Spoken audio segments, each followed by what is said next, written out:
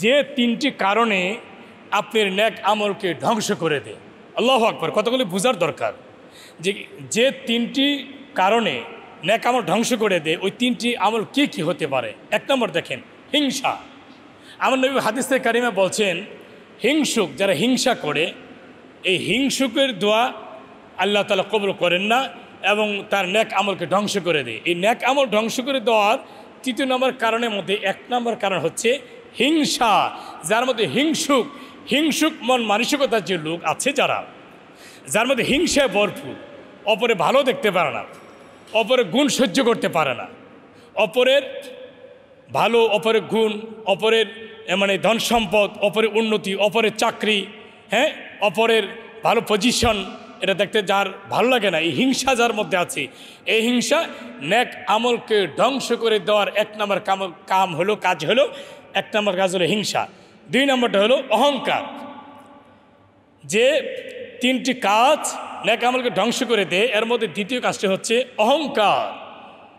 অহংকারের ব্যাপারে আমার নবী পাক বলছেন যে অহংকারের মতো একটা নিকৃষ্টতম মানে বদ আমল এই পৃথিবীতে আর নাই। কারণ অহংকার সমস্ত নেক আমলকে জ্বালিয়ে পুড়িয়ে ছারখার করে দেয়।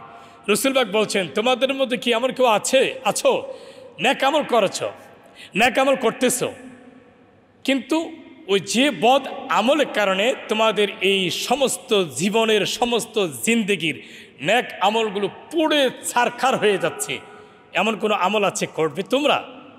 সাহাবায়ে ইয়া রাসূলুল্লাহ, অবশ্যই না, ওই আমলটা আমরা করতে চাই না। ইয়া রাসূলুল্লাহ, আব্দুল্লাহ ইবনে মালিক রাদিয়াল্লাহু তিনি বলতে, ইয়া রাসূলুল্লাহ ওই আমলটা কি? রসুল বলছেন অহংকার।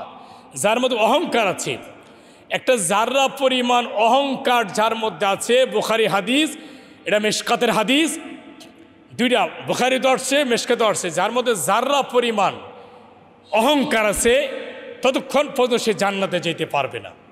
তাহলে অহংকার, যার মধ্যে এই অহংকার আছে, এই অহংকার নেক আমলকে ধ্বংস করে দেওয়ার, পুড়িয়ে দেওয়ার, সারখার করে দেওয়ার দ্বিতীয় নম্বর কারণ হলো অহংকার।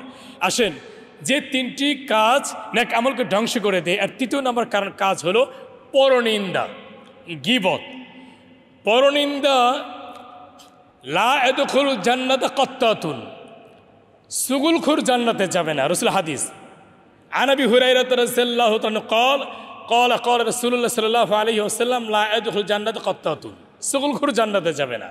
এই গীবতকারী, তো সুগুলখোর হলো মানে আরেকটা হাদিসের মধ্যে রাসূল পাক বলছেন, কেউ যদি আপন ভাইয়ের শরীরের মাংস খেতে চায় সে যেন অপরে গীবত গায়, অপরে সুগুলখোর করে।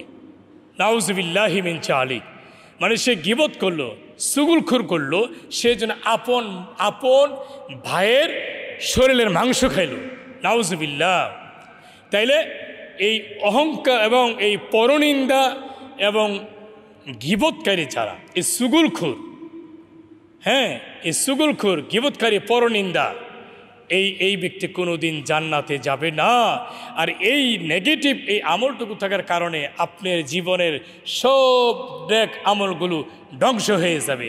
তাহলে যে তিনটি কাজ নেক আমলকে ধ্বংস করে দেয় তার মধ্যে এক নম্বর হলো হিংসা, দুই নম্বর অহংকার, তিন নম্বর পরনিন্দা বা গীবত।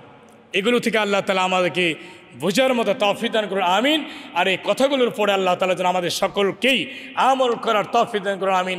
আসসালামু আলাইকুম ওয়া রাহমাতুল্লাহি ওয়া বারাকাতুহু।